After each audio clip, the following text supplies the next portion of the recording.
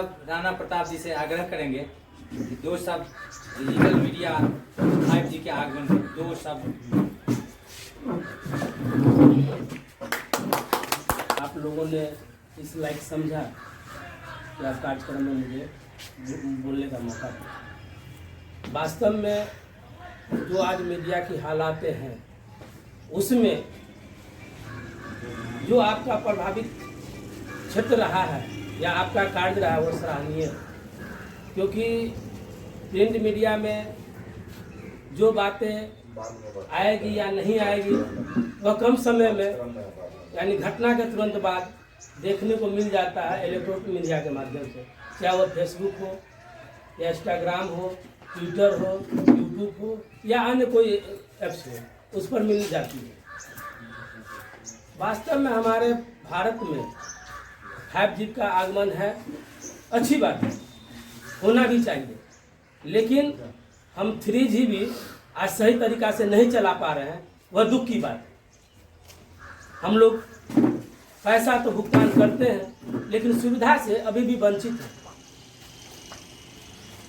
हम चाहेंगे आप ही के माध्यम से इस बात को भी उस कंपनी तक पहुँचे जिस कंपनी को हम लोग भुगतान करते हैं कि आप 4G जो चला रहे हैं वह भी आपका सही नहीं है, 5G का लॉन्च है, 5G भी अच्छा से चले, 4G भी अच्छा से चले, आपके माध्यम से इस बात को वहाँ तक ले जाना चाहते हैं। वास्तविकता यही है कि दिन प्रतिदिन जो नेट का पैक है उसका दाम बढ़ते जा रहा है, लेकिन सुविधा में कटौती हो रही है, वो नहीं होना चाहिए। लेकिन आप कार्यक्रम है, इस कार्यक्रम की अध्यक्षता कर रहे हैं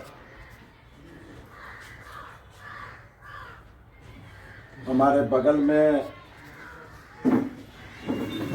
जो आप सभी जानते हैं वो जयनगर में परिचय का मोहताज नहीं है। अपने कर्मों और संघर्षों के बल पर और इलेक्ट्रॉनिक मीडिया के माध्यम से हम तो कहेंगे बहुत दूर तक जो है जगदीश बाबू पहुंच चुके हैं और क्राइम सस्पेंस के भी जो है ना ब्यूरो चीफ है। आज महिला कॉलेज में इनका पदस्थापना से जब जाते हैं हम तो बड़ा मन खुश हो जाता है। तो आज वैसे व्यक्ति जो है जयनगर लाइव कार्यक्रम का जो है ना अध्यक्षता कर रहे हैं और संचालन करता हमारे जो जयनगर अनुमंडल के अधिवक्ता हैं कुमार राणा जी, सुभाष यादव जी, और यहाँ पर जो मुख्य अतिथि के रूप में जो अभी विराजमान है हमारे गुरुतुल्य और पितातुल्य अभिभावक डॉक्टर कमलकांत बाबू, जो हम हमेशा बोलते हैं कि जयनगर के लिए बहुत बड़ी बात है कि आज डॉक्टर कमलकांत बाबू जैसे लोगों का जन्म हुआ है और आज इनका नाम लेते हुए आज हम सूबे बिहार के अंदर बड़ा ही गौरवान्वित हो रहे हैं। वैसे व्यक्ति जो है इस जयनगर लाइव के मुख्य अतिथि हैं।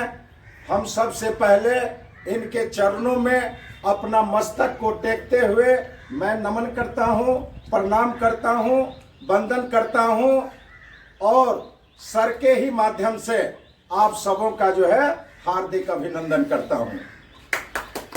वीरू बाबू से मेरा संबंध आज से नहीं वर्षों से है, क्योंकि हम भी एक सामाजिक कार्यकर्ता हैं और मेरा भी सामाजिक जीवन 40-42 वर्षों का है।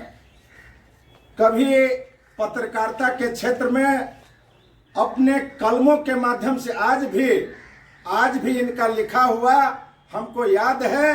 जब हम विकास के बारे में जब बात करते थे और एक दिन हम गए वीरू बाबू के पास और जयनगर की विकास के बारे में हम इनसे राय लिए, तो जो शब्द लिखे हैं एक लाइन जो है ना हम कहना उचित समझते हैं, ये अपने कलमों के माध्यम से लिखे कि जयनगर में विकास की आंकड़ा को जितना भी सुनहरा अक्षरों में लिखा गया है, हकीकत में यदि उसको देखा जाए तो बहुत बढ़िया, चूंकि हम भूल रहे हैं, बहुत बढ़िया शब्द जो है लिखे थे। तो आज वैसे व्यक्ति जो है इस कार्यक्रम का जो है विशिष्ट अतिथि हैं। हमारे सामने में दुर्गानंद दुर्गेश का जी बहुत बड़ा कायम। विद्वत जनों को मेरा सादर प्रणाम है। जितने भी पत्रकार बंधुगण हैं, हमारे क्रांतिकारी पत्रकार बंधुगण, सबका मैं यहाँ हार्दिक अभिनंदन करती हूँ। साथ ही जयनगर लाइव जो न्यूज़ पोर्टल है, इसकी आज पहली वर्षगांठ मनाई जा रही है और साथ साथ होली मिलन का ये जो समारोह है, इसमें सुरेश कुमार गुप्ता जी के द्वारा मुझे आमंत्रित किया गया है। मैं बहुत धन्यवाद देती हूँ कि इतने अच्छे समारोह में आप सबके बीच आने का मुझे मौका मिला। सुभाष के बारे में मैं क्या बोलूं, इसे तो मैं बचपन से ही जानती हूँ, बहुत छोटा सा था तभी से मैंने इसे पढ़ाया है, तो इसके बारे में मैं अधिक नहीं बोलूँगी। ये मेरा बहुत ही चहेता विद्यार्थी रहा है हमेशा से ही। स्थापना दिवस पर हो रहे कार्यक्रम के मुख्य अतिथि हमारे गुरुवर कमलकांत बाबू, अधिवक्ता के रूप में हमारे सीनियर वीरेंद्र बाबू जो अतिथि हैं, विशिष्ट अतिथि, साथ में इस कार्यक्रम की अध्यक्षता कर रहे जगदीश बाबू, मंच पर राम प्रसाद जी और जितने भी लोग हमारे प्रिंट मीडिया और डिजिटल मीडिया से आए हुए साथी और यहाँ उपस्थित सभी सदस्य। हमारे आज परिचर्चा का विषय है इंटरनेट की 5वीं पीढ़ी, 5G और डिजिटल मीडिया पर प्रभाव। किसी भी चीज़ का प्रभाव और दुष्प्रभाव दोनों चीज़ होता है। कोई भी परिभाषा जो है वो पूरी जब होती है तो उसके कुछ पॉजिटिव और कुछ नेगेटिव दोनों पक्ष होते हैं। 5G से तो हम लोगों ने प्रगति की है, ये कहीं कोई दो मत नहीं है। 2G आया पहले अपने देश में, 3G आया, 4G आया, अभी 5G का भी आगमन हो गया है। हमारे यहाँ तो अभी नहीं हुआ है लेकिन हमारे देश में हो गया। आज से 25-30 वर्ष पहले जब प्रिंट मीडिया अपने व्यवस्था में थी तो प्रिंट मीडिया में जितने भी खबरें थी, हमको आज की खबर कल मिलती थी। बहुत से दूर दराज इलाके में कल हो के शाम में भी शायद खबरें मिलती थी। लेकिन आज हम अभी कोई घटना हो रही है, कोई समाचार प्रकाश में आ रहा है और अभी इस दुनिया के कहीं भी दुनिया में इसको देखा जा रहा है। ये हमारे 5G की महिमा है। लेकिन इसके साथ साथ कुछ दिक्कतें भी हैं कि डिजिटल तो हमारा देश हो गया, बढ़ता जा रहा है डिजिटल में, लेकिन हम इसके पॉजिटिव पक्ष को कितना ले पाते हैं। हमारे छात्र जो लोग हैं वो बहुत कुछ जो नहीं समझते हैं किताब में, वो तुरंत मोबाइल पर अपना सर्च करते हैं और इसके माध्यम से वो प्रश्न का उत्तर खोज लेते हैं।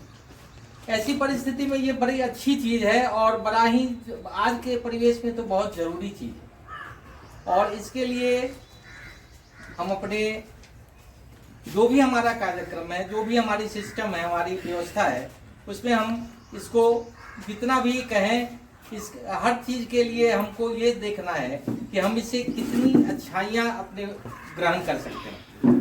अच्छाइयों से मतलब कि हमारी जानकारी जो आज से अगर 40 वर्ष पहले कोई कार्यक्रम होता था वो प्रिंट मीडिया में आता था। प्रिंट मीडिया का वो पेपर हमारे यहाँ अगर नहीं आता था तो हम नहीं जानते थे कि हमारे यहाँ किसको साहित्य अकादमी का पुरस्कार मिला। समाचार में कभी आता था तो हम सुनते थे, समझते थे। लेकिन आज के डेट में किसी भी क्षेत्र में कोई भी कार्यक्रम होता है, कोई भी विशिष्ट या पुरस्कार हो या कोई भी चीज़ हो, वो हम तुरंत का तुरंत जो चाहते हैं, जो सोचते हैं, वो डिजिटल के माध्यम से हम उसको तुरंत का तुरंत देख लेते हैं। ये हमारे 4G, 3G या 5G का हमारा जो है सो उपलब्धि है। लेकिन अब इसी के दरमियान बहुत कुछ ऐसा होता है कि कुछ गलत फिर हमारे फेसबुक पर भी बहुत से लोग डाल दिया करते हैं, यूट्यूब पर डाल दिया करते हैं, उसको भी हम लोग देख लेते हैं, या जो नहीं चाहते हुए भी दिखाई देने लगता है। तो ये दुष्परिणाम है। तो हमें उस दुष्परिणाम से बचते हुए हमारी जो अच्छी चीजें हैं, जो अच्छी जानकारियां हैं, वो हमें इस 5G से लेने की जरूरत है। और चूंकि समय का अभाव है, बहुत से हमारे वक्ता लोग बोलने के लिए हैं, इसलिए मैं अपनी बात समाप्त करते हुए आप सबों का बहुत बहुत धन्यवाद। और फिर मैं सुरेश जी, सुभाष जी को साधुवाद देता हूँ कि इन्होंने इतना अच्छा कार्यक्रम रखा। धन्यवाद। कहीं न कहीं जयनगर लाइव के द्वारा और तमाम गुरुजन और जितने भी बुद्धिजीवी लोग हैं समाज में, वो सब लोग यहाँ आए हैं, तो कहीं न कहीं मुझे मार्गदर्शन मिला है, कुछ ज्ञान यहाँ से भी मैं लेके जा रहा हूँ। और मैं चाहूँगा कि जिस टॉपिक पे आज ये प्रोग्राम रखा गया था, 5G और मीडिया पे क्या प्रभाव पड़ेगा, तो नया भारत में जिस डिजिटलकरण का प्रभाव पड़ा है, तो नया बिहार में आपको डिजिटल मीडिया एक दिन एक उभरता हुआ स्तंभ बनेगा। तो मैं चाहता हूं कि डिजिटल मीडिया पे जो प्रभाव पड़े आने वाले टाइम में, तो जो भी न्यूज हो और समाज का जो कहीं न कहीं जो है टुकड़ों में विकास नहीं हुआ है, उस मुद्दे पे बात करें, जैसे हम लोग करते हैं शिक्षा और स्वास्थ्य पे। सभी लोग का अपना प्लेटफॉर्म होता है। तो ये इसलिए ऐसे ऐसे प्रोग्राम जयनगर लाइव को मैं धन्यवाद कहना चाहता हूँ बार बार, कि ऐसे सभी मीडिया को कभी न कभी एक प्लेटफॉर्म पे लाना एक बहुत बड़ी बात होती है। और मैं भी कहीं न कहीं आज मुझे एक जिसको बोलते हैं घबराहट सी हुई। मैं कभी नहीं घबराता हूँ, लेकिन आज मैं जिनसे पढ़ा हूँ वो मेरे बीच मैम है, मिस कादम्बरी। मैं भी इन्हीं से पढ़ा हूँ और कहीं न कहीं इन्हीं का जो है ज्ञान हमारे जो काम है उसमें आप लोगों को दिखेगा। तो मैं चाहूँगा कि आने वाले समय में जितने भी प्रिंट मीडिया, जितने भी लोग हैं, डिजिटल मीडिया से जुड़े लोग हैं, मुद्दों को रखें, समाज की बात करें और उसके लिए लड़े। हमें जो समाज में हम अच्छा काम करते हैं, तो कहीं ना कहीं हम लोग की इस जिम्मेदारी से नहीं भागनी चाहिए, हम लोग को हमेशा लड़ना चाहिए। और हमेशा मैं प्रयास करूंगा और जब भी जरूरत होगा मैं तमाम जो जितने भी लोग हैं बात करूंगा। इतना ही कहना चाहता हूं और होली की सबको बधाई देना चाहता हूं।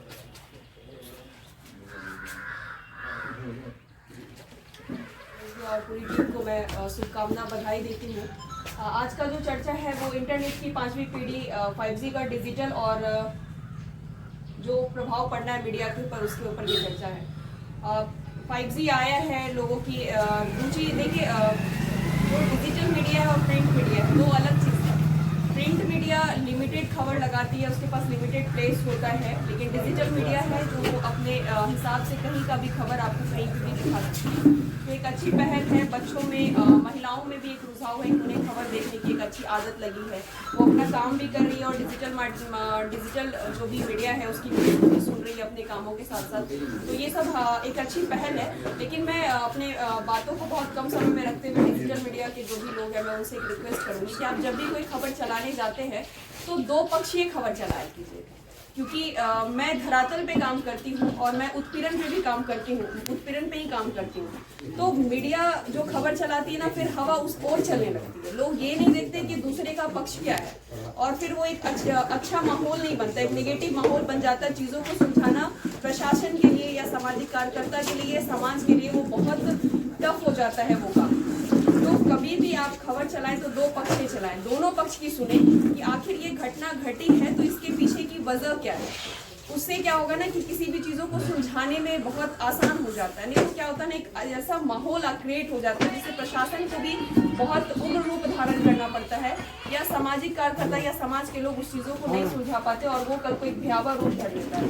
तो मैं एक रिक्वेस्ट करूंगी कि आप जब भी जाएं, अच्छी बात है, डिजिटल मीडिया बहुत जल्दी चीज़ों को कैच करती है, उसे प्रकाशित करती है, लोगों तक जानकारी जाती है, लेकिन दोनों पक्ष का सुना करें और दोनों पक्ष की खबर चलाएं, ताकि एक जो माहौल है वो समानता जो है वो बीच में बना रहे।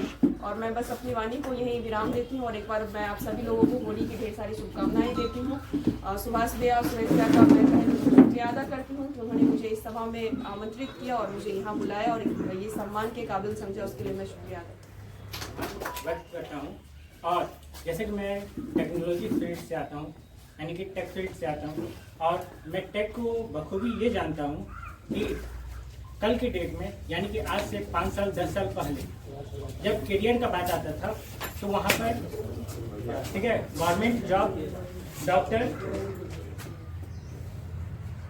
डॉक्टर हो गया, ठीक है, इंजीनियर हो गया, यही हम लोगों के पास करियर ऑप्शन रहता था।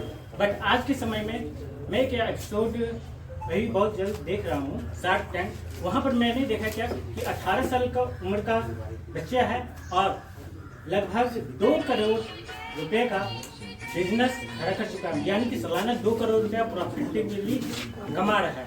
तो यहाँ पर क्या होता है कि जो अभी टेक्नोलॉजी यूज हो रहा है, यानी कि 5G, इससे पहले था 4G, इसकी हेल्प से क्या होता है कि हम लोग कोई भी इंफॉर्मेशन या बहुत सारी नॉलेजों को घर बैठे ले पाते हैं। और जैसा कि मैं, ठीक है, 12th पास आउट हूँ और आज तक मैं कंप्यूटर क्लास नहीं किया, ठीक है। जेंडर के अंदर लगभग मैं सारा कंप्यूटर क्लास में गया और सिर्फ उनका पर्चा लेके वापस आ गया, ठीक है। बट आज के डेट में आई एम वेब डेवलपर और ये जितना भी नॉलेज है वो मैं सिर्फ इंटरनेट के बदौलत सीखा हूँ। और आज मैं सफलतापूर्वक एक वेबसाइट को रन कर रहा हूँ, नेचर विद कानून, जिस पे इमेजेस, जैसे इंडिया के अंदर इमेजेस बाजार है जो इमेजेस सेल करता है कंपनियों लोगों को, ठीक है। इस प्रकार से मेरा भी एक वेबसाइट है जिस पे इमेजेस सेल होता है।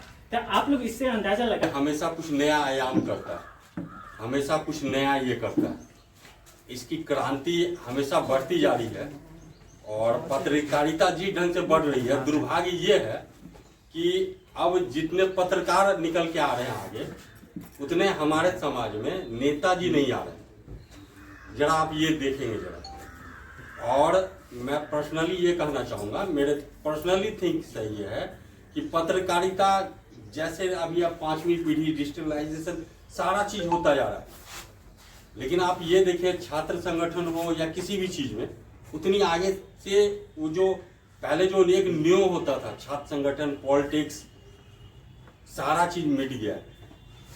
लोग के पास क्या उठ रहा है, लोग अपनी आवाज कैसे उठा रहा है, अपने हाथों से, अपने मोबाइल से, सोशल मीडिया से।